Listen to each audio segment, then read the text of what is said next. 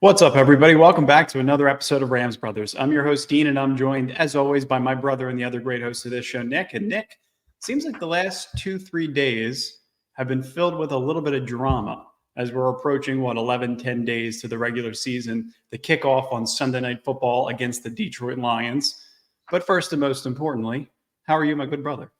I'm good. I feel like you can get a finger on the pulse of the entire organization when a reporter asked Sean McVay, "What do you mean by this was a football decision to get rid of Ernest Jones?" And you could tell he was just like, "What do you think it means?" Like he was the most aggressive I've maybe ever seen him. And that's kind of how all the fans feel right now. So, I'm good. I'm just excited. We are so close to NFL football. It just gets my, the juices flowing. I will say about that clip on Sean McVay, I think that when it comes down to cutting from 90 players to 53 players, you got to make a lot of tough decisions. It's probably a really emotionally draining day.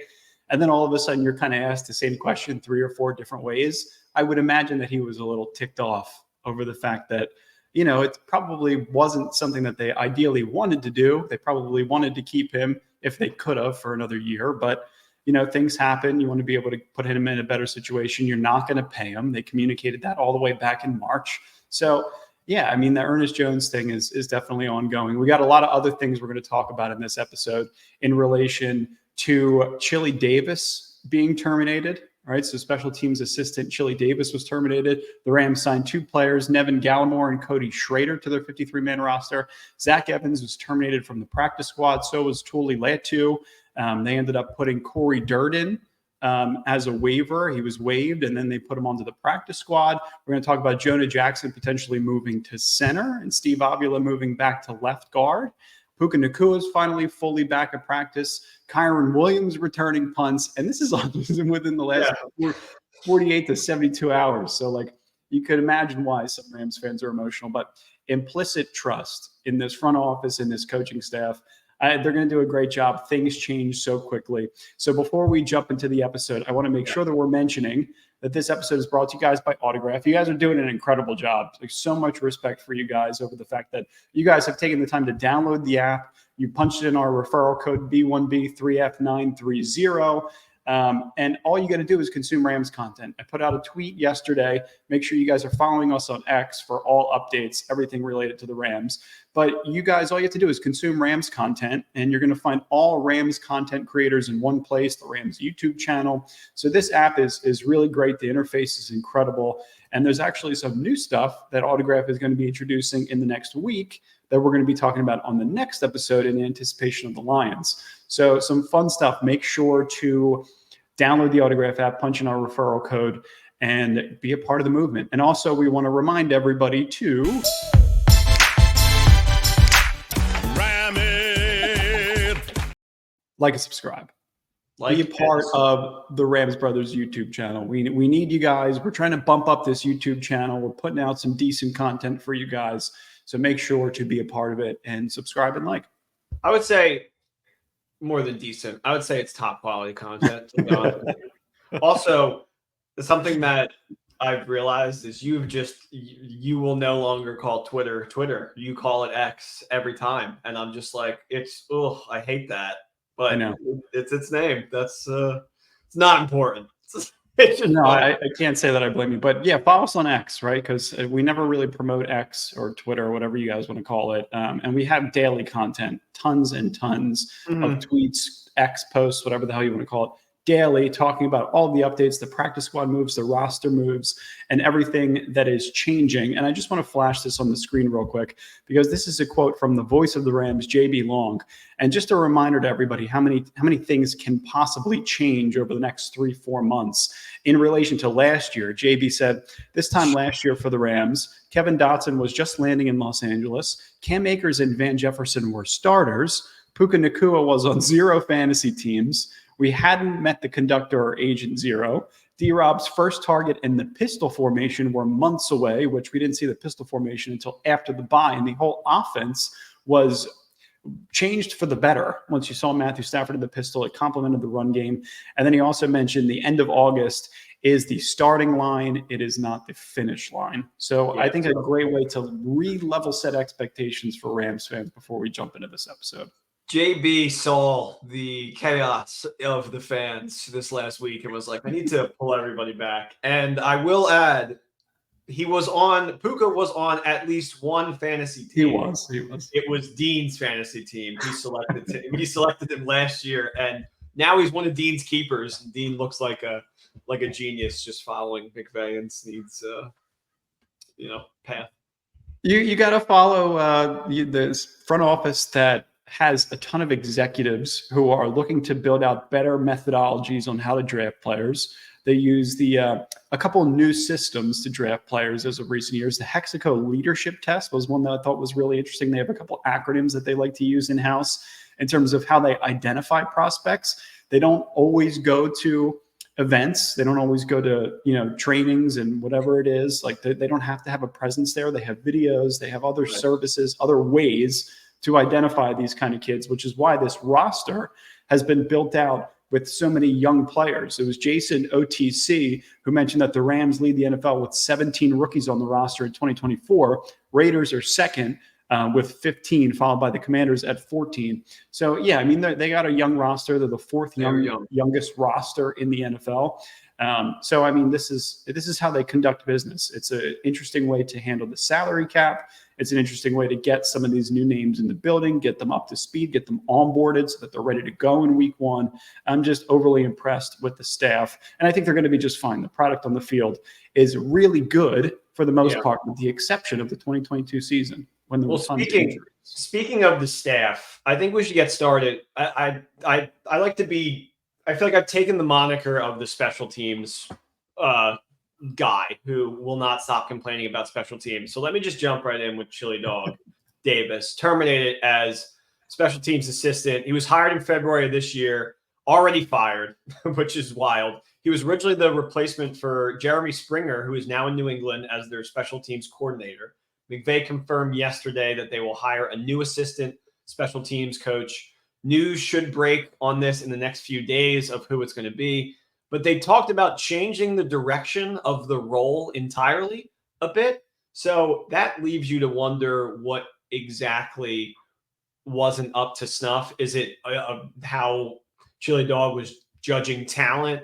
Was it, something that they didn't like what they saw in just like, the preseason? You don't know exactly what it was, but expect some changes in special teams, which I sit here and say, finally. Yeah, the 32nd ranked special teams unit, and it wasn't close, needs some change in direction. So, I think that's going to it's going to happen sooner than later, and it's probably for the right reasons. It's one of those things that they like to keep in-house. It's similar to the Alaric Jackson situation where he violated the personal conduct policy, but the details of the suspension are not available. The details of the termination are not available outside of just a change in direction, outside of just a violation of the privacy. Or of the policy, rather. So outside of special teams, I also wanted to tap into what's going on with Ernest Jones. So obviously he was traded. He had a press conference the other day. This is the details of the trade if you missed the last episode. He had a press conference with the Titans. I thought it was really interesting. He's really well respected in terms of just how he appreciated the coaching staff, how he appreciated the organization and the players on that organization. But Troy Reeder is the favorite as of right now, everybody's favorite Ram to replace Ernest Jones as a starter and to wear the green dot. So a little bit of concern. I think you compile things like Zach Evans, being terminated from the practice squad, Chili Dog Davis being terminated as a special teams coordinator, Ernest Jones getting traded, Puka Nacua coming back to practice, which seems like the only positive, and then Kyren returning punts. Rams fans' heads were in a tizzy. So we're going to get into all of that. And then as of recent, they also signed defensive tackle Neville Gallimore, who sounds like he belongs at the Knights of the Round Table with that name, Nevin Gallimore. He was added because they waived Cody Durden a few days ago, and then he was signed. Cory Durden was signed back to the practice squad. Many were surprised that the Dolphins let him go. He was sixth in pressures this preseason amongst all defensive tackles. Gallimore is a former third-round pick from 2020, who is both a 3-tech and a 1-tech, so has the versatility there in terms of being able to move around up front. 6'2", 315. And the Rams' defensive line is going to be Bobby Brown III, Kobe Turner, Braden Fisk, and then you got Dejuan Johnson, Tyler Davis and Nevin Gallimore as depth. So they also, while they added Nevin Gallimore, they also added Cody Schrader. So this is a guy, Nick, I think that a lot of Rams fans will end up liking because he was beloved by fans at Mizzou. So he's actually from St. Louis, so really similar to Kyren Williams. In terms of the upbringing, he was a big special teams presence for the 49ers this preseason. He runs with an attitude, had 4 kickoffs for a total of 120 yards this preseason. And there are stories about him parking his red truck at the Mizzou facility at like 4:30 a.m. to beat the strength and conditioning coach there to ensure that he was noticed. So he has a pretty good background, pretty good reputation. He may even beat Sean McVay to the facilities in the morning. Yeah, he was described as a Sean McVay guy, which I would imagine is just somebody that is impressionable and is the first in the room, the last to leave, like similar to what we saw with Aaron Donald, 100% like lives up to the expectation, hopefully. And anybody from that running back room from San Francisco, I will gladly accept because their running back room has been lights out for quite some time. Very, very impressive. And just to speak on returning kicks really fast, I don't want to see Kyren doing it. It kind of scares me that was who they decided at this point is going to be returning kicks. So hopefully there is something to be, explored here with Cody returning some kicks. Yeah, I mean, he'll probably return some kickoffs if he's even going to be on the active game day roster because they only have 48 players that are active on the game day roster. But like there were reports that they were only going to keep 3 running backs. You lost Boston Scott, you lost Zach Evans, you bring in Cody Schrader, which seemed like a lot of changes all at once. But I think Kyren returning punts is absolutely fascinating. I want to jump to this now because nobody cared about Kyren Williams returning punts in weeks 1 to 3 last year when he actually did it because he wasn't Kyren Williams yet. Yeah. Like that's why nobody really, it was like, oh, this is our top running back. He was hurt the season prior on like the opening play of the preseason. He's finally coming back. You want to be able to maybe get him some additional touches, but he wasn't Kyren yet. And I think a majority of the punts that he had returned were fair catches, so they weren't really notable. But he had played 86% of those offensive snaps during that span, had 39 carries and 19 targets from weeks 1 to 3. So like, Kyren returning punts, maybe a lot of Rams fans don't like it, but Mike LaFleur was like, anytime you can get the ball in 23's hands, I would consider that to be a good thing. Plus, I think they really love Blake Corum. Yeah, see, I think you're burying the lead because if you think Corum is going to be as fantastical and practical and amazing as he could be, then you can sell me on Kyren returning kicks. But it's not as simple as let's put the ball in the hands of our playmaker right here in this situation, because it's putting an insane amount of pressure on somebody that are you already asking so much of on like a regular offensive snap basis. And they tried this with Cooper Kupp. And my main worry was it's special teams. Like he's going to be thrown around and like hit more if he's returning punts or kicks. You don't want to see one of your top guys in that position, in my opinion, as somebody who's been watching football. I'd much rather it be somebody who's more of like a specialist in that situation. But if you think Corum is going to be on the same level as Kyren, then I think it's okay. And I think that's where they are coming from, where they're really impressed with him. And then at the same time, let's just bring it back and just give it to Cody, which I hope they eventually do, because I don't want either of them honestly returning it. And I just thank you. Thank God it's not 2-2. I'll say that. I was going to say you could even go back to 2-2, but I mean, like I think if there's one area on this team, or one unit rather, that you can kind of nitpick and poke holes in, it would be special teams. So I understand the doubts that many would have if Kyren is going to return punts, but I think that this Blake Corum pick, it threw so many fans, especially fantasy football fans, in a tizzy, right? Because everybody was like, McVay can't draft running backs. They drafted a running back too high again. They spent a 3rd-round pick on Darrell Henderson. They spent a 2nd-round pick on Cam Akers in consecutive years. Like, we didn't need this. But when Kyren was on the field last year in 2023, the Rams had the #1 ranked 52nd% offensive success rate, which in coaching terms is called staying ahead of the sticks. We've talked about this in previous episodes. Kyren went over 100 yards in 3 straight games down the stretch. And it was the only time in Matthew Stafford's career that had ever happened. So I understand trying to prioritize him, bubble wrap him, and put him in a good situation to where he can get a majority of the offensive carries. But when Kyren Williams wasn't on the field, the Rams' success rate dropped to 39.9%, which ranked 30th overall. They drafted Blake Corum so that this drop-off wouldn't happen at all in 2024. And I think just in terms of being elusive, being able to make cuts, being swifty, being able to navigate both the duo run scheme, both the zone run scheme, which was like a 60-40 split, obviously in favor of duo last year. I think Blake Corum, if Kyren goes down for any reason, you're going to be able to run your offense at an extremely efficient level, even with Kyren not on the field. So I do think that they have a ton of confidence in Blake Corum. And I think that the draft picks of Cam Akers and Darrell Henderson in consecutive years, and you go back to Kyren in the 5th round and then Corum in the 3rd round 3 years later, kind of muddied everybody's mind. And then in the middle of that, they won a Super Bowl. Yeah, thank you.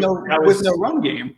Yeah, that was going to be my rebuttal right there. Was even if the run game was, you could say that those draft picks of Akers and Darrell were, disappointments. Akers that first year in 2020 was lights out. Everybody thought the run game was back. And, Darrell Henderson and Cam Akers both had very important plays in that Super Bowl. So, I mean, yes, you could say that overall they were disappointments. But, I mean, I would argue that they did what they had to do in those years, and they did just enough to get us over the hump. And that's kind of really all you can ask for. And those teams weren't really designed around the run game, where now I think they're trying to bring it back to that kind of, aspect where we have a run game and then we can explore with all these amazing wide receivers that we have, but keep it on the ground, because they saw that last year with Kyren. So hopefully, Corum can just add to that as opposed to subtract, because we saw Darrell Henderson come back last year, which was kind of hilarious, but he came back for one game and he looked really good. And then, the Darrell Henderson that we all knew kind of came back after that. They gave him like 30 carries coming off of the couch, which was insane. Yeah. So I think I think this is a good transition into Jonah Jackson and Steve Avila, because what's going on with these two, I think, is really fascinating. I want to flash this quote up from Jordan, because Jordan had tweeted yesterday that the Rams have gotten a long look at Jonah Jackson at center in his return to action. Sean McVay says that they're leaning towards starting Jonah Jackson at center and Steve Avila at left guard to try and get the best combination on the field that they possibly can in the opener. So I think this is a pretty fascinating development. This has nothing to do, by the way, with how Steve Avila was performing at center all off season. They need to be able to help out the left side as much as humanly possible, with Alaric Jackson being on a 2-game suspension and Avila being such a force in the run game and also the screen game. Don't you feel like this picture should be the NFL logo? He looks like Elvis. Vegas Elvis. That's a tough comparison. Hopefully Avila, he's always like, man, do I look big in this shirt? No. He's exactly what you need. TC Tuggers. Yeah. It's a T-Tugger. But yeah, I think Avila is, the kind of guy that you need. Played 100% of the snaps at left guard last year. And I think that the controversy comes from Jonah Jackson. They paid him guard money on his current deal, and guards make more than centers. But if he were a center, he'd be the second highest paid center in the entire league, behind, you guessed it, Creed Humphrey. I thought Kelsey was still making money on his center deal. He's making $100 million with Amazon right now. Jesus. Good for him. He and Travis. If only two brothers got together and did a podcast and did it well, like the benefits. All right. There you go. We need a little more Travis out of you and probably a little more Jason out of me. I don't know. The debate is open on who's who.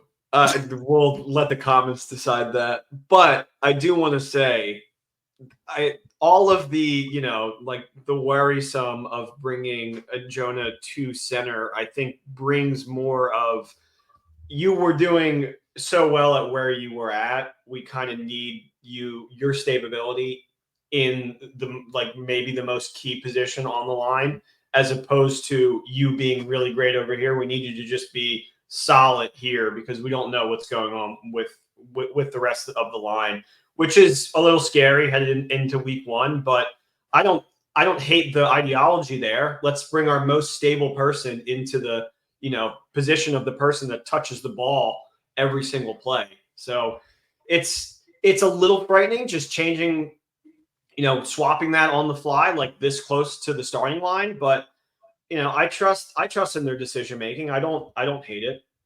I mean, implicit trust, right? And it's because Mike Munchak is still there, and it's because Andrew Whitworth is still somewhat of an offensive consultant. And I have faith in terms of like Mike Munchak being right up there with a Jeff Stoutland from Philadelphia in terms of being able to structure the best possible offensive line unit with the players and the personnel that they do have, being able to craft and implement a run scheme that complements all of the personnel, going away from zone primarily, laying down a heavier dose of duo. I think that that's what Mike Munchak does really well. And I think that if he's there consulting, and, offensive line coach Eric Wendell too, like, you have all of these minds that are in the building so much better than it was previously. And in terms of last year, like going back to that JB Long quote, you didn't even have Kevin Dotson at this point last year. He was on a plane on his way to Los Angeles. So like, you're still always going to be moving things around. And Kevin Dotson became everybody's favorite offensive lineman almost overnight. So you continue to kind of shuffle things around. You make sure that things work. And if something that, McVay talked about, he has a ton of confidence in Jonah Jackson, that's fine with me. Hey, I trust the head coach. He might not be a lefty snapping like Steve Avila and Coleman Shelton over the past couple of years. But if they have confidence in him, I'm good to go. Let's go play the Lions and get work done. Like Stafford, while he may be more comfortable with a lefty, he's been in the game in the league for so long. Yeah. Like it's more so worrisome of like a potential false start situation. What was the update on the longest tenure Ram? Are they saying he's good to go week one? Nah, I don't think so. McVay was talking about potentially putting him on the IR. But I don't think that he's going to be on the IR. I think they're just going to take it week to week. You never know. He could be ready to go for week one. And if not, confidence in Warren McClendon. But, you want to see Rob Havenstein out there, especially considering – but I don't know, though, because if he's banged up, he's got to go against Aiden Hutchinson one-on-one consistently. Hutchinson kind of had his number in that wild card game last year. So if he's not fully healthy, maybe you get a younger Warren McClendon out there to just, squeeze a little extra juice out of the offensive line. Havenstein is a St. Louis to Los Angeles legend, so we just want to see him out there doing well. Yeah, absolutely. And then also Puka's back at practice. So McVay mentioned that he'd be ready to roll. There's no structural damage in his knee.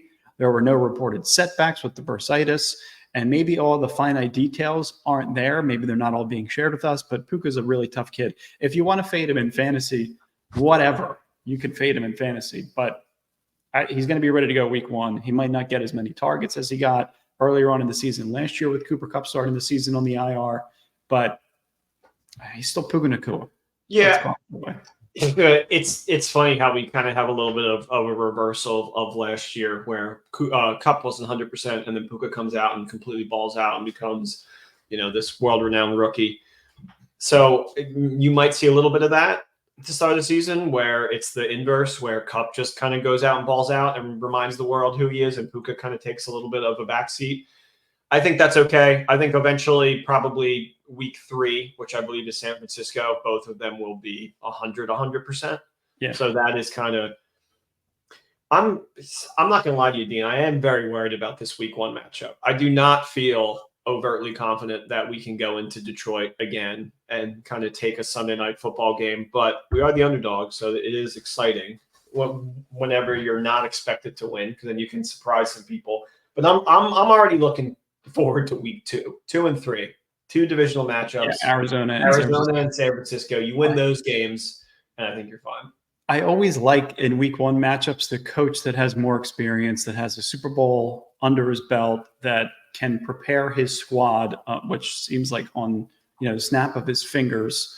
I just remember back to last season when they had that Sunday night game against Washington, and then they had to go Thursday night against the Saints in a must-win scenario at home, and they were able to get the job done. They could prep in a 72-hour period. Like, they got all this time to prepare for the Lions. It's still Jared Goff.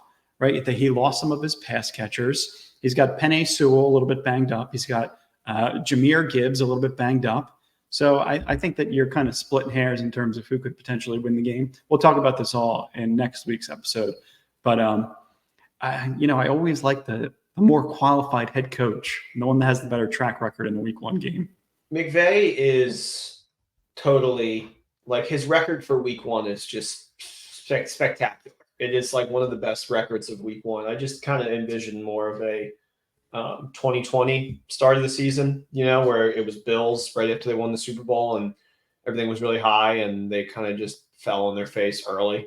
So we'll see. We will absolutely see. They were never leading in that game. I remember I had a bet that was like some site that we were probably, it was one of our sponsors at a time. It was this like weird site. And they were like, if the Rams are leading at any time, you win your bet. And at no point did they ever take the lead in that game. So I lost this like huge Wasn't bet. that Bills game? Wasn't that opener? Was that the first game of the COVID year? I think that was coming off of COVID. It wasn't coming off of 19. They won the Super Bowl after COVID. Oh, you're talking about the 2022 season. Yeah. Oh, okay. I thought you were talking about the 2020 That 2020 season. Bills game was awesome, though. They were in their all blues, and they almost came all the way back, and there was a controversial Ramsey call at the end. That was one of my favorite Rams games ever, even though they lost. I want them to win a game in the all blues so bad. Their record in the blue top, blue pants is like so bad. The I think blue they top, won blue 81-7. Yeah. It reminds me of the Christmas game. I think they were in all blue against the Broncos, and they put up like 56 Christmas points. Yeah. Against Sean Payton. I hate him. Can't stand him. So, yeah, I think there's a lot of stuff going on. And that's why we wanted to jump on today and wanted to say happy Friday and hope you guys all have a great, great Labor Day weekend. Real quick before we jump off, did we talk about Zach Evans being terminated from the practice squad? We talked about it, I think, briefly. Tuli Letu also being terminated from the practice squad, and Cory Durden, was waived and added onto the practice squad. So I think there is still one open spot on the practice squad. So look for another roster move here or there. Puka Nacua's brother. He was cut from the Saints. Bring him on. Have him return kicks. Why not? Would absolutely love that. That would be awesome. Yeah. You got special teams help. If the direction is changing, hopefully it's for the better, and hopefully it's implemented on week 1 and is properly ironed out, let's say. Yeah.